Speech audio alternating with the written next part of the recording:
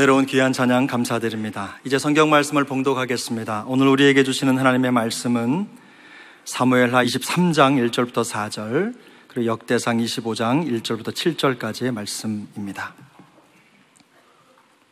주신 말씀 중에 사무엘하 23장 1절, 2절은 함께 합독하시고 역대상 말씀은 한 절씩 교독하시겠습니다. 23장 1절입니다. 함께 읽습니다. 이는 다윗의 마지막 말이라. 이새의 아들 다윗이 말하니 높이 세워진 자 야곱의 하나님께로부터 기름 부음 받은 자 이스라엘의 노래 잘하는 자가 말하노라. 여호와의 영이 나를 통하여 말씀하시며 그의 말씀이 내 혀에 있도다. 아멘. 역대상 25장 1절입니다. 다윗이 군대 지휘관들과 더불어 아삽과 헤만과 여두둔의 자손 중에서 구별하여 섬기게 하되 수금과 비파와 재금을 잡아 신령한 노래를 하게 하였으니 그 직무대로 일하는 자의 수요는 이러하니라.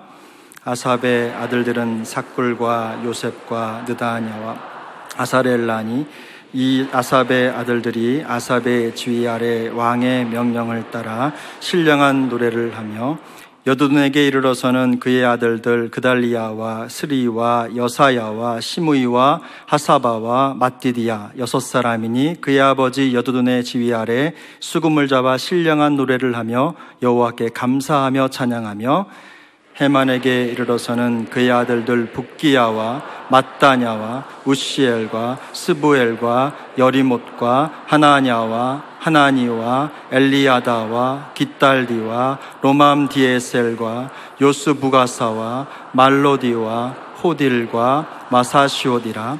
이는 다 헤만의 아들들이니 나팔을 부는 자들이며 헤만은 하나님의 말씀을 가진 왕의 선견자라. 하나님이 헤만에게 14 아들과 3 딸을 주셨더라.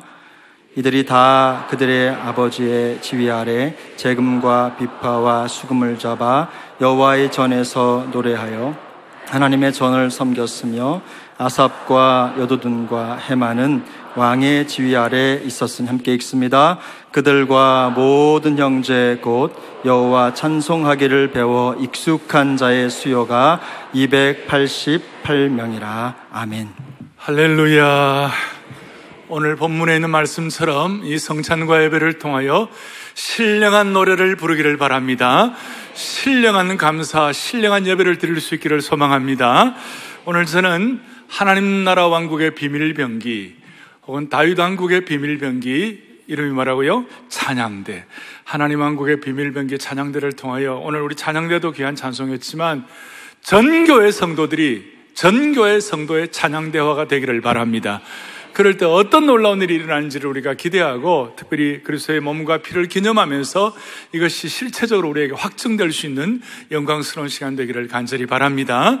오늘 사무엘하 본문은 이렇게 시작이 됩니다. 다윗의 사무엘하 23장 1절에 이는 다윗의 어떤 말이에요? 마지막 말이라.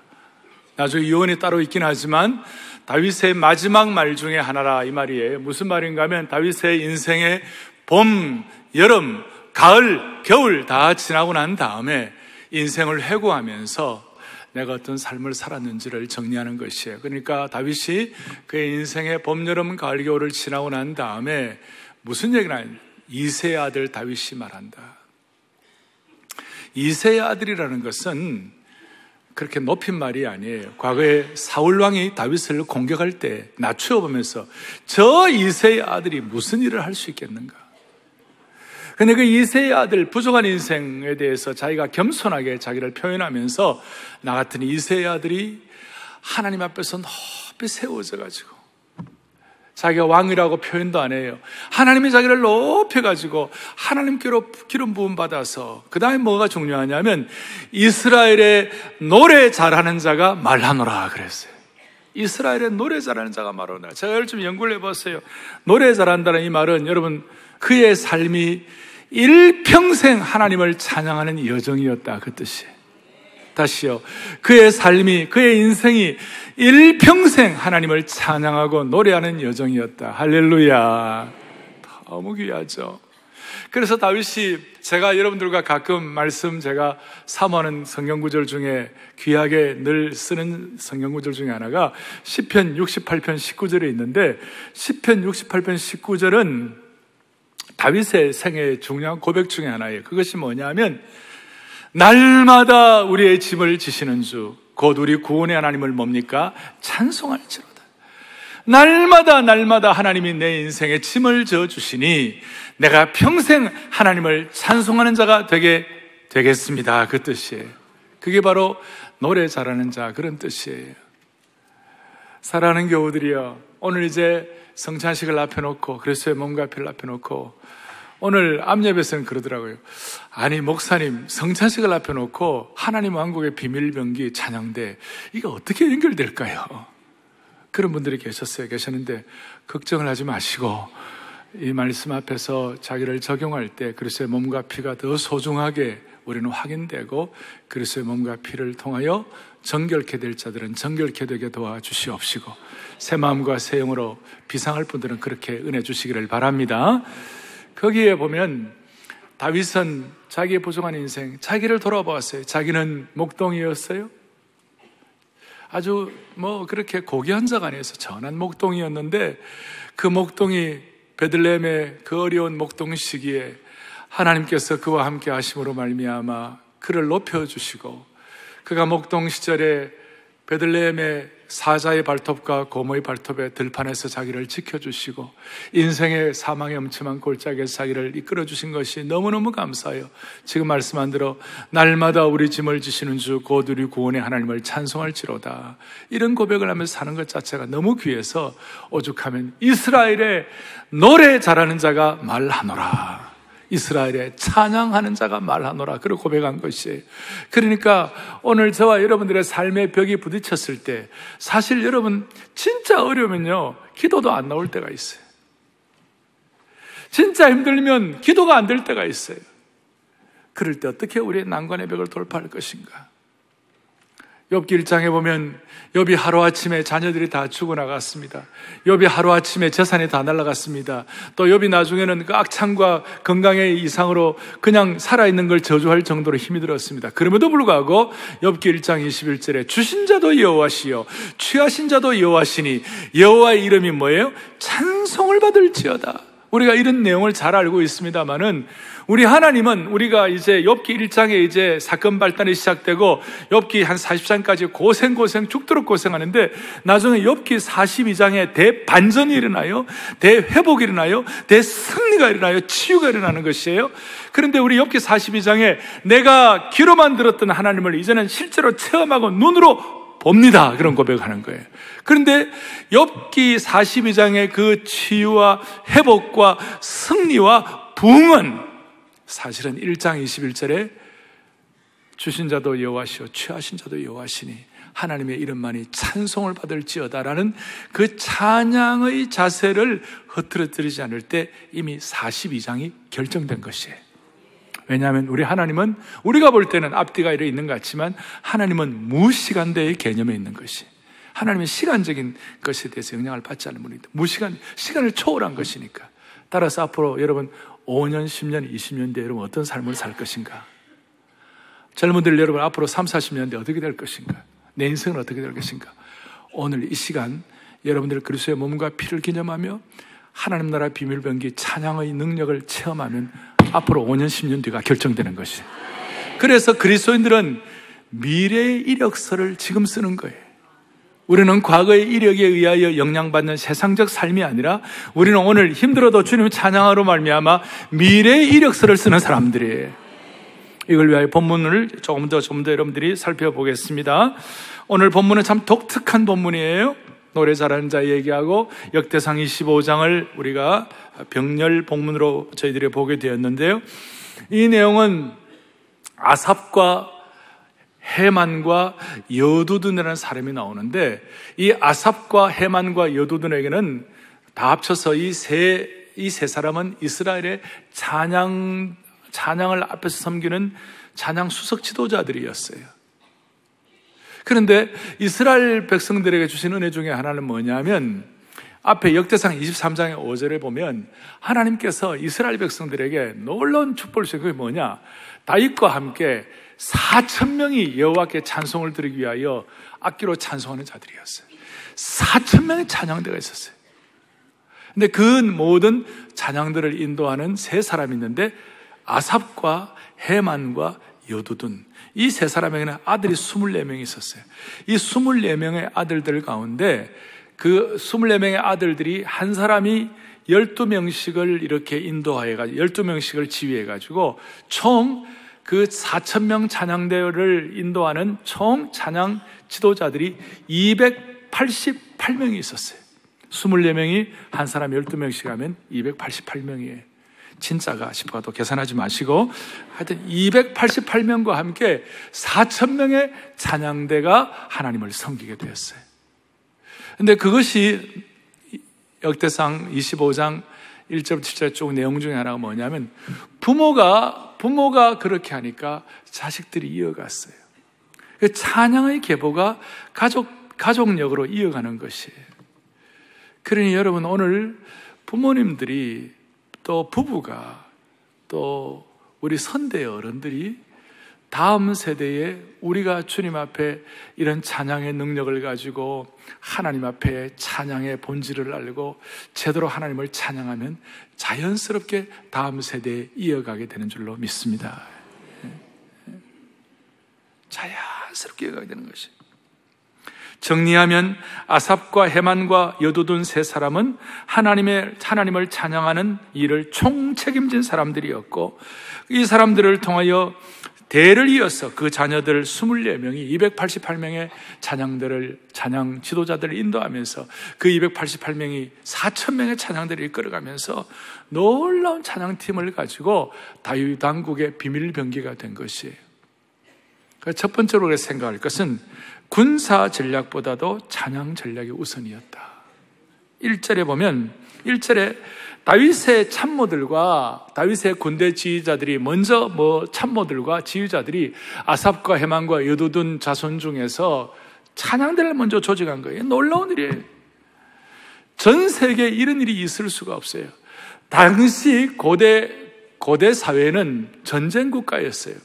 전쟁 국가의 제일 키는 어떻게 전쟁을 이길 수 있도록 전략을 세우고 무기를 갖추고 병참을 조직하고 후원 부대가 잘 따라와가지고 어떤 식으로 전쟁을 잘하는지가 키였는데, 다윗은 그것보다도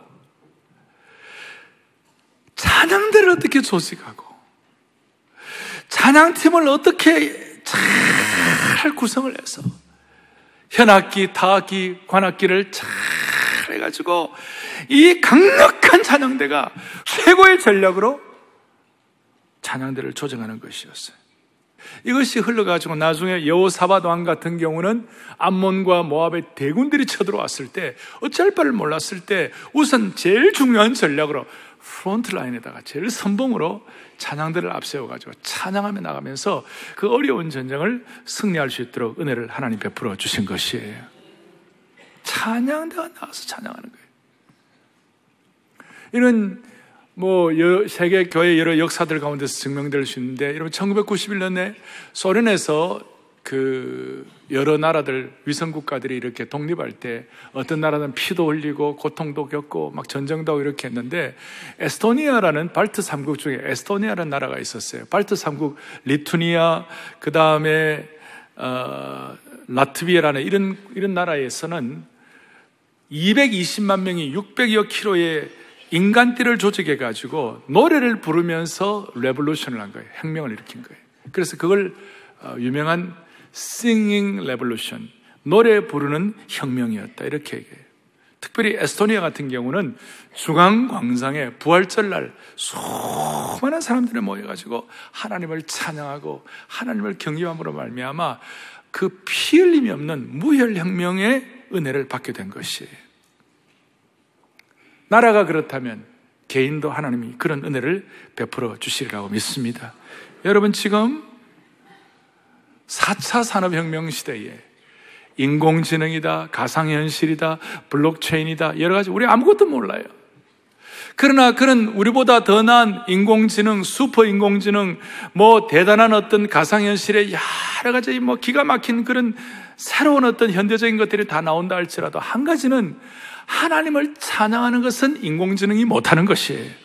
대신 우리는 주일마다 오늘 이 성찬식을 하면서 정결하게 하는 셈이 여호와께 있도다. 위대하신 주님을 찬양합니다. 그리스도의 몸과 피를 앞에 놓고 주님을 진심으로 찬양하면 이것이 하늘의 능력과 은혜를 받는 채널이 될 수가 있는 것이에요.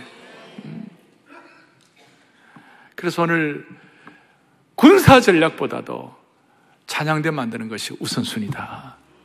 이것이 우리의 삶에 와닿기를 바라는 것이에요.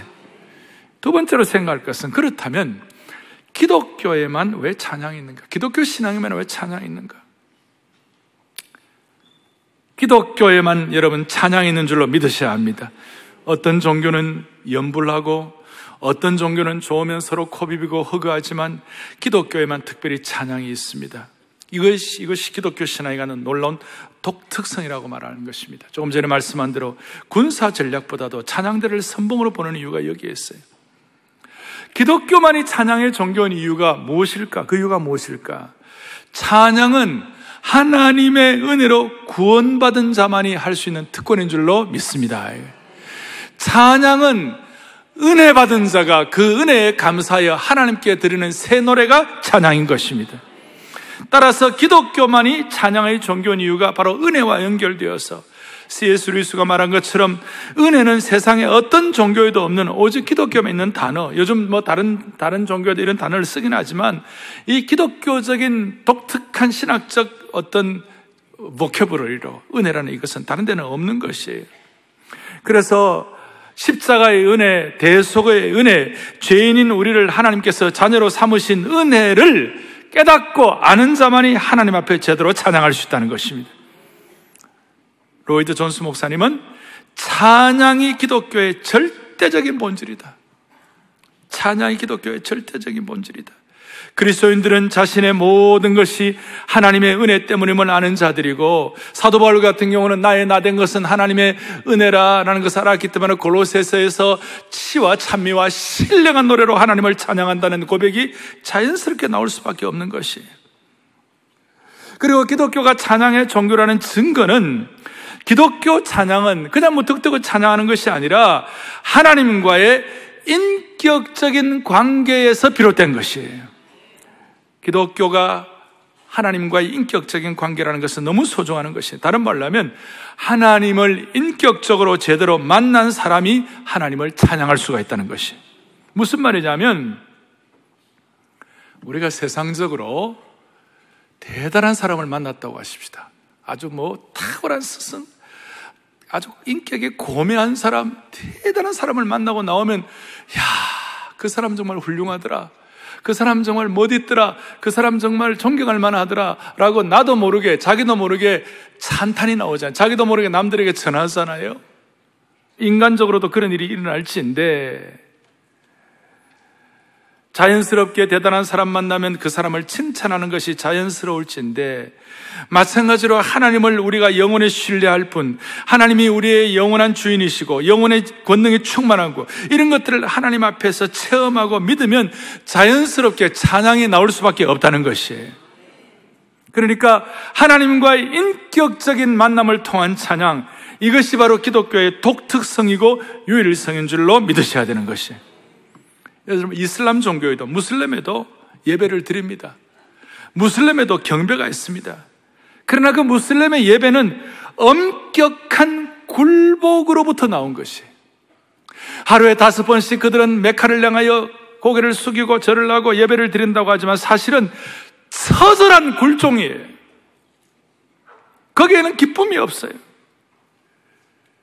우리는 인격적 교제에서 나온 것이기 때문에 하나님을 섬기면서, 하나님을 높이면서도 기쁨과 감사가 자연스럽게 따라가는 것이에요. 할렐루야. 인격적인 교제, 처절한 굴종이라든지 엄격한 굴복은 인격적인 교제가 아닌 것이에요. 하나님을 인격적으로 만나고 하나님을 즐거워하고 하나님으로 충만하게 되면 자연스럽게 찬양이 뿜어져 나오게 되는 것입니다. 그래서 저는 이런 이유로 하나님의 능력을 체험하는 가장 중요한 길, 하나님의 능력을 끌어들이는 가장 중요한 채널이 뭔가? 저는 찬양이라고 생각하는 것이에요. 제가 사랑하고 존경하는 잭 헤이폴드 목사님이라고 있어요. 그분은 메저스라는 찬송을 작사 작곡을 했어요. 저도 잭 헤이폴드 목사님처럼 나도 그런 찬송을 작사 작곡하면 얼마나 좋겠나 꿈만 꾸고 있어요. 그런데 그 찬송, 영광의 주님 찬양하세, 죽으시고 부활하신 만왕의 왕, 두 손을 높이 들고 찬새가 올라가잖아요.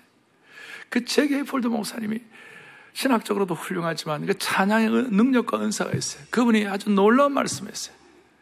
여러분들과 제가 하나님의 강력한 임재를 경험하려면, 하나님의 강력하고 놀라운 임재는 찬양의 구름을 타고 오신다 그랬어요. 하나님의 놀라운 임재는 찬양의 구름을 타고 온다고 했어요. 나는 저 말이 가슴이 뛰어요.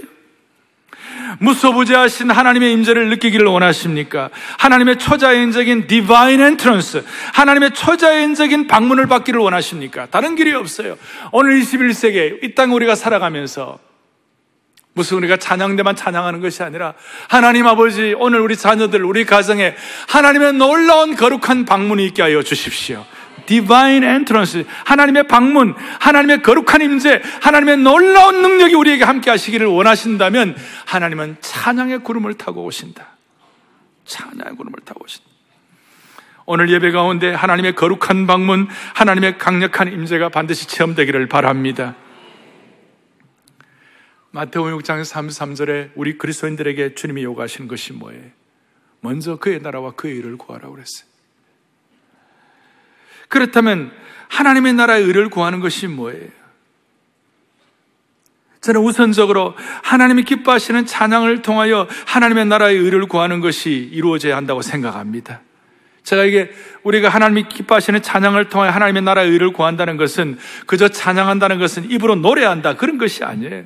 입으로만 그냥 노래한다 그런 뜻이 아니에요. 그것은 찬양한다는 것은 하나님의 통치와 다스림을 지금 내 삶 가운데 이루어지게 하여 주시옵소서. 그러니까 하나님의 뜻을 받아들인다는 신앙적 표현이 찬양이에요.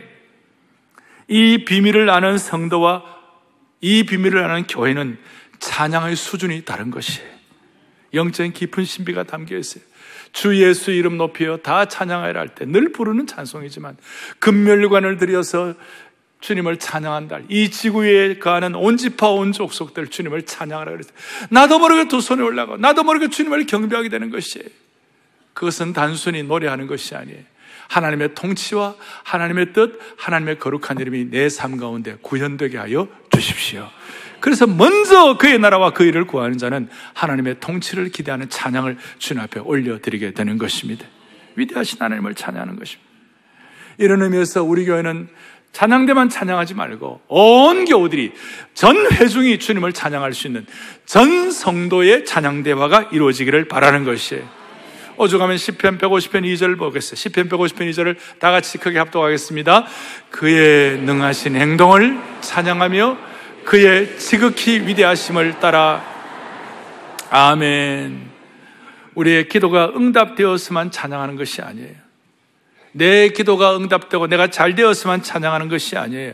하나님의 지극한 은혜가 감사하고 무엇보다도 하나님 당신의 위대하심, 지극히 위대하심 그 자체가 너무 소중하기 때문에 하나님의 위대하심 자체를 찬양합니다. 그것이 내게 이루어진 어떤 응답이나 조건 때문이 아니라 하나님 당신의 위대하심을 찬양하는 것이에요.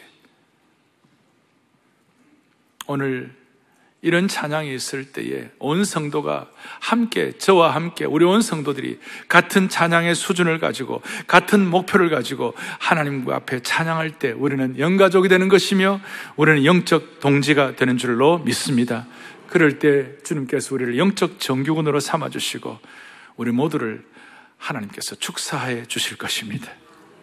자, 첫 번째는 뭐라고 그랬습니까? 첫 번째는 군사 전략보다도 찬양 전략이 중요하다. 두 번째로는 기독교에만 찬양이 있다. 우리는 굴종이 아니라 하나님의 하나님 되심을 찬양하는 것이고 인격적인 하나님을 찬양하는 것이다. 세 번째로는 저와 여러분이 삶의 벽에 부딪혔을 때 찬양이 삶의 모든 난관을 돌파하게 하는 것입니다. 찬양이 우리의 삶의 난관을 이기게 한다는 뜻입니다. 아동문학가이자 연세가 되신 원로 목사님인 최효선 목사님은 찬양에는 3가지 능력이 있다고 그랬어요. 첫째는 위로 올라가는 능력, upgoing power가 있다고 그랬어요. 이 위로 올라가는 능력이 무슨 뜻인가? 이것은 내가 하나님을 찬양할 때 나를 주님 가까이로 이끌어줌을 받는다는 것이, 내가 주님을 체험한다는 것이. 두 번째로는 내 가슴 속에 많은 능력이 있다고 했어요. ingoing power, 내 가슴 속에. 이것은 찬양을 통해서 하늘로부터 부어지는 기쁨과 평안과 용기가 내게 임한다는 것입니다. 아멘. 네. 세 번째로는 밖으로 뻗어가는 능력이에요. outgoing power예요. 이것은 하나님을 찬양할 때 내 속에서 충만해지는 능력이 나뿐만 아니라 다른 사람에게도 선한 영향력을 미친다는 것이, 찬양을 통하여 하나님을 가까이 하고 내게로는 하늘로부터 기름 부음 있게 하고 내 주변 사람을 변화시키는 능력이 많은 것이에요. 이럴 때 우리는 난관을 돌파하는 것입니다. 성경에 보면 어려운 일이 생길 때마다, 중요한 사건이 벽에 부딪힐 때마다 찬양을 통하여 돌파하는 것이 있어요. 예를 들어서 이스라엘 백성들이 홍해를 건너고, 홍해를 건너고 난 다음에 홍해가 뭐 자기 힘으로 건넜겠어요. 너무너무 감사해서 출애굽기 15장에 춤을 추면서 찬양하는 거예요. 여리고성 금성철벽에 여리고성을 무너뜨릴 때 자기 힘으로는 안 되는 것이에요. 이스라엘 백성 앞에 제사장들이 찬양의 양각 소리를 들고 나팔 소리로 주님을 찬양하라 그랬을 때, 하나님을 찬양하라 그랬을 때 그 난관의 금성철벽 여리고성이 와르르 무너지는 것이, 할렐루야. 그래서 여러분, 구약 성경은 한마디로, 어떤 구약학자가 구약 성경은 한마디로 할렐루야가 구약 성경 전부다라는 것이. 다시, 구약 성경은 한마디로 뭐라고요? 할렐루야. 그리고 구약 성경을 한마디로 얘기하면 이사야 43장 21절에 이 백성은 내가 나를 위하여 지었나니 나를 뭐하게? 찬송하게 하려 하십니다. 하나님 우리를 지으신 목적이 우리를 주님을 찬양하는 사람으로, 주님을 경배하는 사람으로, 주님을 새 노래로 찬양하는 사람으로 만드는 것이 하나님의 뜻이라. 이사야 43장 21절 암송하기도 좋아요. 1, 2, 3, 4에 43장 21절 구약 전체를 뭉뚱그려서 할렐루야. 난관 중에 난관, 여러분, 마리아가 수태고지, 처녀가 아들을 낳을 것이다. 여러분, 이런 대략 난감이 어디 있어요? 처녀가 아들을 낳는다고 여성으로서는 감당이 안 되는 문제예요. 기가 막힌 일이에요. 그럴 때 그 난관을 어떻게 또 돌파합니까? 마리아가 유명한 것, 내 영혼 주 찬양하며 하나님 내 구주를 기뻐하면 능하신 이가 내게 큰일 행하시니, 아직 행하시지 않았지만 믿고 능하신 이가 내게 큰일 행하시니 그 이름 찬양해. 마리아가 찬양으로 미래의 이력서를 써버린 것이, 그 난관을 돌파하는 것이.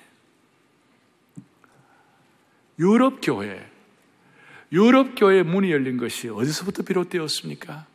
사도행전 16장에 바울과 실라가 피투성이가 되도록 얻어맞고 고문당하고 고통당하고 그 와중 가운데 감옥에서 갇혀가지고 신음해야 하는 순간에 그 고난 가운데서도 바울과 실라가 밤중에 하나님을 찬양하니까 옥문이 열리고 유럽 교회 문이 열린 줄로 믿습니다. 유럽 교회 문도, 처녀가 잉태하는 상황도, 여리고성의 난공불락도, 홍해 앞에서 홍해를 건너게 하는 것도 하나님의 찬양을 통하여. 사랑하는 여러분, 감옥에 갇힌 것처럼 난관에 부딪혔다면 찬양으로 돌파구를 열어보시기를 바랍니다. 여러분이 생각하는 난관만 뚫리는 것이 아니라 그것을 통하여 상상 못할 하나님의 대역사가 일어나고 문이 열리게 될 것입니다. 진정한 찬양은 새로운 역사의 장을 열게 되는 것입니다. 찬양은 다시요, 닫힌 문을 활짝 여는 것입니다. 찬양은 불가능한 상황에서 육체의 한계를 엽처럼 뛰어넘게 하는 것입니다. 찬양은 자유를 체험하게 하는 것입니다. 찬양은 영적 치유의 최고의 무기가 되는 것입니다. 우리 교회 장로님 한 분이 갑작스럽게 큰 수술을 하시게 되었어요. 아주 큰 수술을 하시게 돼요. 이거 어떻게 하면 좋을 것인가? 제가 병실을 방문해가지고 다른 길이 없어요. 다른 길이 없어요. 수술하고 나오신 장로님과 함께, 권사님과 함께 병실에서 다른 길이 없어요. 나의 갈 길 다가도록 예수 인도하시니 어려운 일을 당할 때도 족한 은혜 주시네. 그거 외에는 다른 길이 없는 거예요. 힘들고 어렵지만 어쨌든 이 길을 통하여 하나님 합력하여 선을 이루실 줄로 믿습니다. 그거 외에는 다른 길이 없어요. 그리고 찬양하는 거예요. 예수 어린 양 존귀한 이름, 예수 어린 양 치유의 이름, 그 다음에 마음속에 예수 어린 양 승리의 이름. 수술을 하고 힘든 그 장로님이 예수 어린 양 승리의 이름 할 동안 제 손을 꽉 잡고 벌떡 일어나는 거예요. 다른 길이 없어요, 여러분. 다른 길이 없어요. 그래서 A.W. 토저 목사님은 교회는 위대한 찬송가를 부르는 동안에는 패배할 수가 없다. 왜냐하면 찬송가는 음악으로 만들어진 신학이기 때문에 그렇다. 눈에 보이는 유형교회뿐만 아니라 눈에 보이지 않는 무형교회는 우리 한 사람 한 사람이 참으로 찬송을 부르고 찬양을 하는 동안에는 쉬지 않는 이 찬양을 쉬지 않는다면 우리의 삶은 반드시 승리의 계승가를 부를 수 있다는 것이에요. 왜냐하면 참된 찬양에는 노래만 있는 것이 아니라 거기에 말씀이 있고 높은 기도가 있고 거기 예배가 있고 하나님의 영광이 있기 때문에 그렇다는 것입니다. 여러분, 찬송가는 음악으로 만들어진 말씀 신학인 것입니다. 말씀 신학이에요. 어려울 때 찬양하는 것 자체가 벌써 신학으로 내 삶을 살아내는 것을 말하는 것입니다. 그래서 저는 평생 우리 교우들과 함께 집중해서 한결같이 마음을 모을 그런 영적 슬로건이랄까, 그런 표준을 제가 다시 한번 여러분들에게 강조합니다. 평생 같은 마음으로 강조하고 싶은 내용이 있습니다. 삶에 온갖 난관과 어려움이 있다 할지라도 여러분 찬양하면 돌파할 수가 있습니다. 이 사회가 여러분 생각에 좋고 나쁜 거 여러분 사람마다 다 다르겠지만 사회가 아무리 어렵다 할지라도 여러분 교회가 하나 되어 하나님을 찬양하면 그 어떤 어려움도 이겨낼 수가 있는 것이에요. 한국교회에 50만 100만이 모여가지고 하나님을 동시에 주님을 찬양해만 하면 남북 문제도 해결될 수 있는 것이고 이 민족의 장래가 결정되는 것이에요. 민족의 미래의 이력서를 쓸 수가 있는 것입니다. 이제 성찬을 앞에 놓고 적용 하나를 하겠습니다. 그리고 성찬에 참여하겠습니다. 하나님을 깊이 알아갈수록 하나님의 말씀에 깊이가 있을수록 하나님을 더 높은 수준으로 찬양할 수가 있는 것이에요. 오늘 5절에 보니까 해마는 하나님의 말씀을 가진 왕의 선견자다 이렇게 나와 있어요. 이 선견자가 찬양대의 지휘자가 된 것입니다. 요즘 말하면 선견자가 오케스트라 컨덕터가 된 것입니다. 선견자가 우리 교회 컨덕터가 된 것, 지휘자가 된 것이. 이 선견자란 말은 역대상 21장에 보면 가시라는 분에게도 선견자, 가시다 이런 말이 나와 있어요. 선견자와 선지자 역할은 조금 달라요. 선지자는 하나님으로부터 직접 계시를 받아가지고 하나님의 뜻을 전하는 중간 역할을 하는 사람이 선지자예요. 프로핏. 이 프로핏은 히브리어로 나비라고 그래요. 이 선지자의 역할이에요. 그러나 선견자는 조금 달라요. 선견자는 하나님의 말씀을 깊이 깨닫는 은사를 받았어요. 하나님의 뭘 깨닫는 은사를 받았다고요? 말씀을 깊이 깨닫는 은사를 받았어요. 그리고 그 말씀을 적절하게 가르치고 그 말씀을 가지고 왕의 조언자로서 왕을 충고하기도 하는 왕의 어드바이스 역할을 하는 특별한 은혜를 받은 사람이 선견자예요. 그래서 선견자는 영어로 King's Seer, 왕을 조언하는 사람이다. 따라서 오늘 헤어만은 뭐예요? 선견자라고 그랬어요. 선견자일수록 하나님을 찬양할 때 그 찬양의 수준이 높아가고 더 은혜를 받는 것이에요. 이렇게 말할 수 있습니다. 선견자일수록, 말씀을 깊이 깨달을수록, 은혜를 받은 사람일수록 찬양에 대한 열망을 가지고 찬송하면 하나님께 큰 영광이 되고 사람들에게 큰 은혜를 끼친다는 것을 믿으셔야 되는 것이에요. 이걸 어떤 식으로 접목할 수 있는가? 우리 가운데 지적으로 똑똑한 분들, 예컨대 교수님들이라든지 법조인들이라든지 학자들, 예술가, 그 다음에 언론인들, 이런 사람들이 진심으로 눈물로 또 우리 교회 30년 40년 그야말로 순장으로 오래 역할을 해가지고 말씀을 깊이 깨달은 사람일수록 눈물로 하나님을 찬양하면 위대한 일이 일어나게 되는 것이, 오늘 이 자리가 그 현장이 되기를 바라는 것이 성찬식. 우리 가운데 세상적으로 전문가들 많이 계시는 거예요. 프로페셔널들 많이 계세요. 프로페셔널들 잘 나가면 잘 나갈수록 그 자리에서 해만이나 여두둔처럼 하나님을 찬양하면 놀라운 일이 일어나는 것이. 우리나라는 유교의 나라예요. 유교의 나라요, 선비의 나라예요. 선비의 나라는 감정을 표현하지 않아요.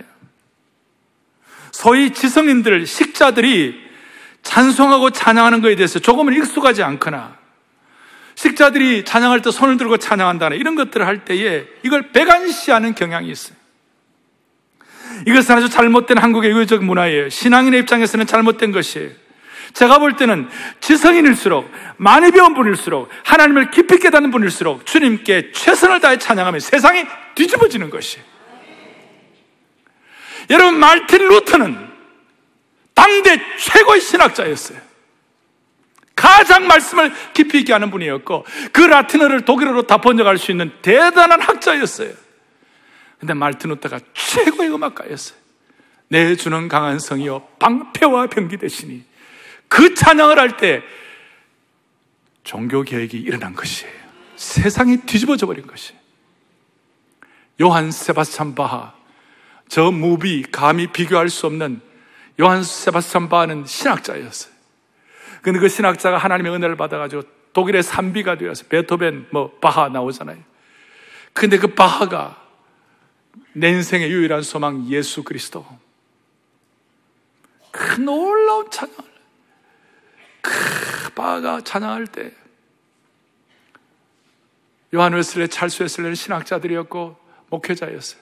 그분들이 찬송을 할 때 영국에는 피 흘림이 없는, 다른 나라는, 프랑스는 대혁명을 통해 기후땡의 이슬로 수많은 사람들이 선혈이 흘렀지만 영국은 피 흘림이 없는 무혈혁명이 일어났어요. 조나단 에드워드는 프린스턴 대학의 일대 총장이었고 대단한 학자였고 신학자였지만 그가 하나님을 찬양할 때 미국의 대각성의 기초가 세워진 것이에요. 제가 이런 예를 들려면 한이 없어요. 오늘 다시 얘기합니다. 우리 교회에 있는 프로페셔널들, 학자들일수록, 지성인일수록 진심으로 주님을 찬양하면 거기에 기적이 일어나는 것이에요. 오늘 여기 50, 60, 70 되신 지성인들, 여러분 진심으로 주님을 찬양하면 해만과 여두둔과 같이 선견자인데도 하나님을 진심으로 찬양하면 하나님은 기적을 베풀어 주시는 것입니다.